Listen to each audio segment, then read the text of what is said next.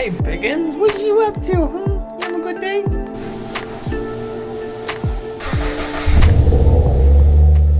So let's get to it. You're probably here for some tips and tricks with DoorDash. Maybe you've never dashed before. Maybe you're an experienced dasher and you're looking for ways to make the money faster. So that's what we're gonna get into. First thing first, you need to leave your house. Okay, you gotta leave your house.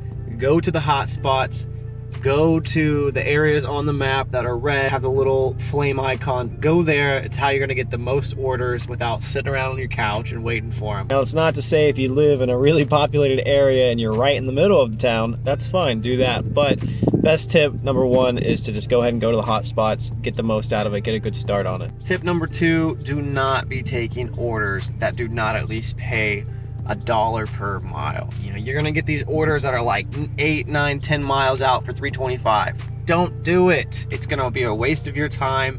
It's just never worth it. You need to be going for $1, if not more, per mile. So a lot of times I won't even take orders that are under $7. At least $7 is worth it. If you have maybe it's taking longer than it's supposed to, it's gonna be more worth it. Definitely know your worth. You know what I mean? And that's kind of all it comes to when trying to figure out if you should accept the order. Just obviously, if the order is fast, if it's a mile and maybe it's $5.25, $6, take it. It's gonna be, if it's worth it to you, it's gotta be worth it to you.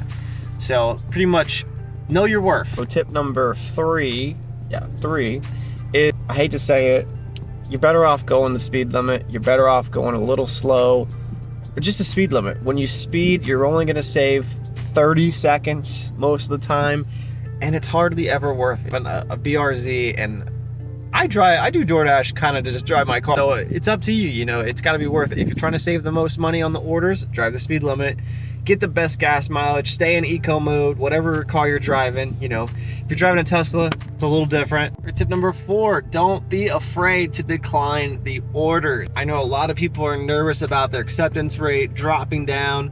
They're afraid to get down there. There's people who have like acceptance rates of 5, 4, 3%. It doesn't matter. You are a self-employed, like you are literally a self-employed employee. It is up to you whether you want to take that order or not. Don't be pushed by DoorDash to have to take it. A lot of times it does not matter what your acceptance rate is. Keep that in mind. Maybe in more busy areas it does, but where I'm at, it don't matter. They just want a dasher to take the order regardless of your acceptance rates. Now, there might be more benefits to having a higher acceptance rate, but for the most of us, it does not matter. I think mine's at like a 43%, so just keep that in mind. Don't be afraid to not accept the orders. All right, so the last tip, and it's tip number 5, is to learn the restaurants that you're going to. For me in my area, I know for a fact Panda Express is always a long line. Wingstop or Wings to Go, one of the two, they almost never have the order ready. So it's best to just start taking orders, but remember how long it took, or you're gonna start having a track record and you're gonna start to know, like, okay, I know that Panda is gonna take way too long. It is not worth $6.25, even if it's 3 miles away, you know. Keep that in mind and just learn the restaurants, learn your areas, and it's gonna help a lot. All right, so hopefully you guys found some sort of value out of that. If you did, hit that like button, subscribe to the channel, just get started. I'm gonna start throwing these tips out there. Maybe you can find some value out of it. If you have any tips and you wanna share with people, leave a comment, let us know, and let's all get this money together. So until next time, I'll see you guys.